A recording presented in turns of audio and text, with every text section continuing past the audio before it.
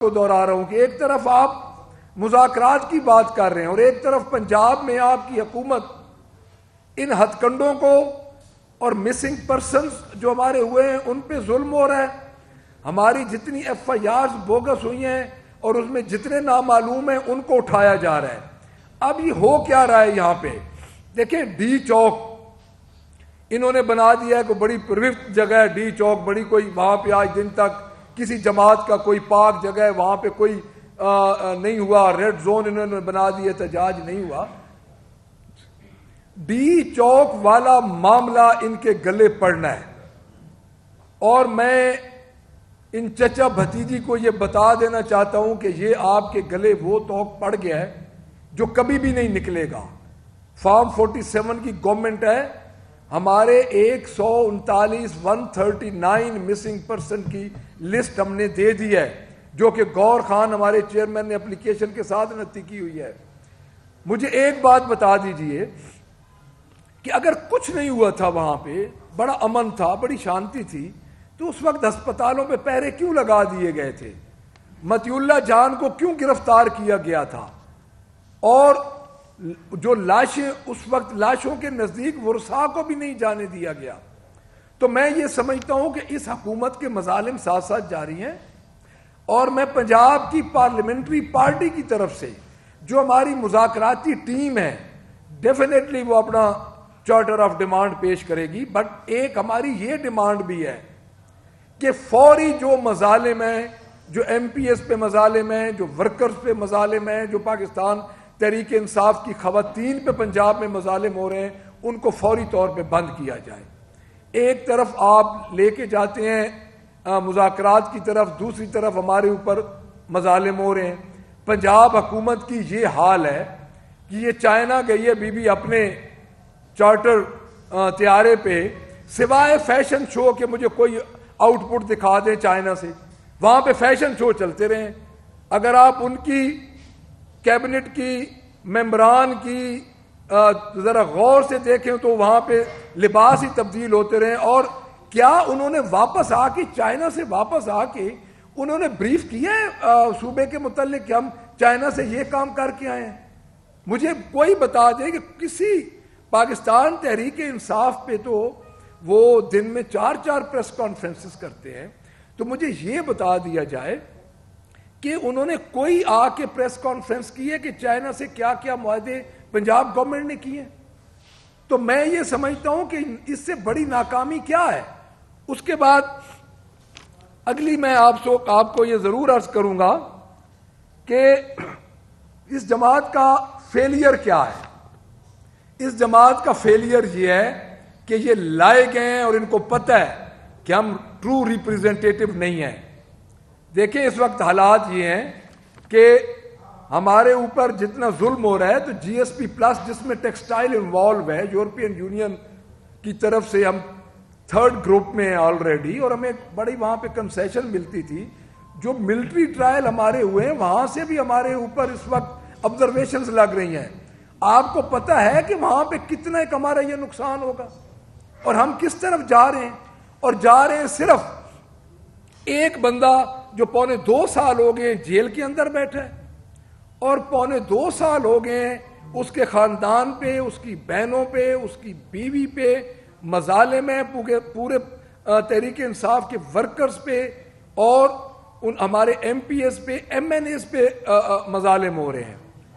تو جو اس گورنمنٹ کی موجودہ صورتحال جس طرح یہ چچا بھتیجی بتاتے ہیں کہ دودھ کی نہریں بہہ رہی ہیں اس ملک میں, تو میرا خیال میں اگر دودھ کی نہریں بہہ رہی ہوتی تو لا اینڈ آرڈر کی یہ بری حالت نہ ہوتی. مہنگائی کہاں پہ پہنچ چکی ہے. میں ایک بات آپ کو عرض کروں گا, انہوں نے 845 ارب روپے کا ترقیاتی بجٹ دیا ہے. کہیں پہ مجھے کسی فلیگ شپ پروگرام کا کوئی یہ بتا دیں کہ 9 مہینوں میں کمپلیٹ ہوا ہے.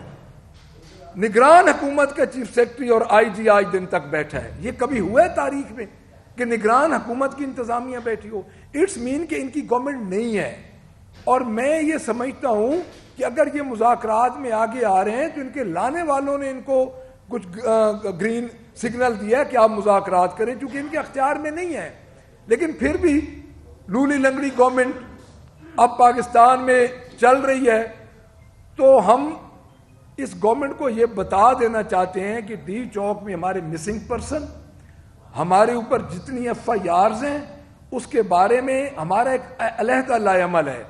اگر مذاکرات شروع ہو چکے ہیں ہم ان کو خوش آئند کہتے ہیں، بٹ یہ نہیں ہوگا کہ اگر ادھر سے آپ مذاکرات کریں اور ادھر سے پنجاب پہ آپ مظالم کریں. اور فسطائیت کی یہ گورنمنٹ جو اس وقت ادھر کوئی ہر چیز غیر محفوظ ہے، صرف عدالتی فیصلے محفوظ ہو رہے ہیں. یعنی ہمارا فیصلہ القادر ٹرسٹ والا 6 جنوری کو چلا گیا ہے. اب ان کو سمجھ نہیں آ رہی کہ بیس لیس مقدمات ہیں، کمزور فیصلے ہیں، کس طرح ان کو لیجیٹیمیٹ کیا جائے. تو میں یہ سمجھتا ہوں کہ یہ ان کی ناکامی ہے. اور ڈی چوک کا قتل 1 ہوا ہے، 10 ہوئے ہیں، 50 ہوئے ہیں، یہ ان کے گلے ہیں. ڈی چوک کو ہم نہیں چھوڑ سکتے. ہمارے مسنگ پرسنز ہیں، ہمارے مسنگ پرسنز ہم یہ مطالبہ کرتے ہیں کہ بازیاب کیے جائیں. کوئی ان کا ریکارڈ نہیں ہے، ان کا ریکارڈ صرف ان کے گھروں میں ہے. کیا یہ گورنمنٹ صرف بیان تبدیل کروانے کے لیے ہے کہ کسی کو بلا لے، کسی کے گھر میں چھاپا مارے، کسی کے گھر میں داخل ہو اور اس کو اس شرط میں چھوڑا جائے کہ آپ یہ بیان دیں کہ ہمارے گھر سے کوئی غائب نہیں ہوا؟ اتنا ظلم! یہ مارشل لا سے بھی بدترین ٹائم پاکستان تحریک انصاف پہ گزر رہا ہے اور اس ملک کی عوام پہ گزر رہا ہے. تو میں یہ سمجھتا ہوں کہ ہمیں ایک چیز کو دیکھنا چاہیے کہ مذاکرات ہوں، لیکن مذاکرات کی آڑ میں جتنے دن مذاکرات چلیں وہ ٹائم کلنگ نہ ہو. ہمارا یہ مطالبہ ہے پنجاب کی پارلیمانی پارٹی سے، بار بار ہم یہ کر رہے ہیں پنجاب کی پارلیمانی پارٹی کی طرف سے، کہ جو تمام تر ہمارے MPs پہ، ہمارے ورکرز پہ جو FIRs ہیں اور ان پہ جو کارروائی ہے، جو جھوٹی FIRs ہیں، ان کو ختم کیا جائے. آپ کے جو شہید ہوئے ہیں رینجر کے، سب کو پتہ ہے کہ ایکسیڈنٹل شہید ہے، وہ ایک ایکسیڈنٹ ہوا ہے. آپ اس کو بھی عمران خان پہ اور اس کی بیوی پہ ڈال رہے ہیں. آپ چچا بھتیجی کو شرم کرنی چاہیے.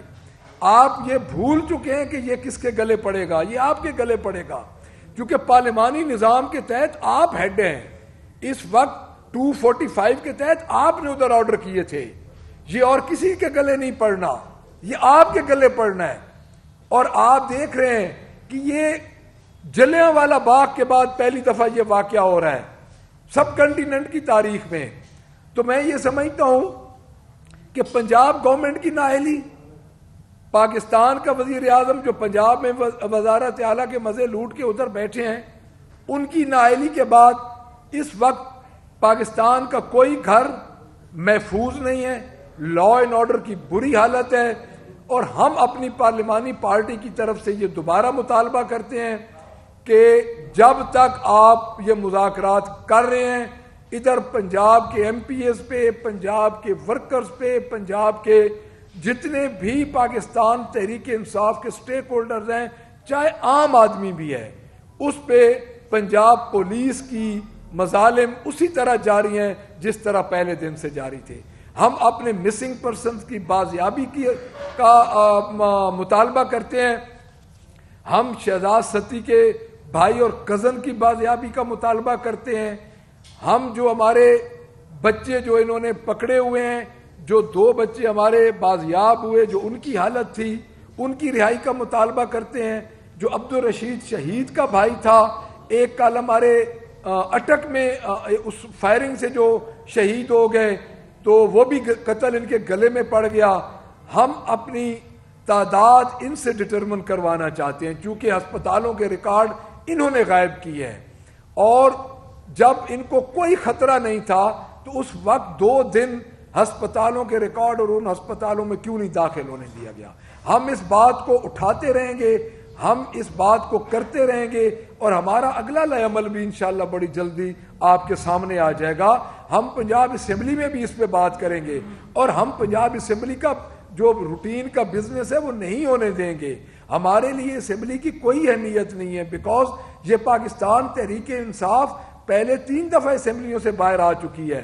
ہم ان بوگس اسمبلیوں میں اس لیے نہیں بیٹھے کہ ہمارے نزدیک ان کوئی اسمبلیوں کی اہمیت ہے، ہم بطور احتجاج اس لیے بیٹھے ہیں کہ ہم اس سسٹم کو چلانا چاہتے ہیں۔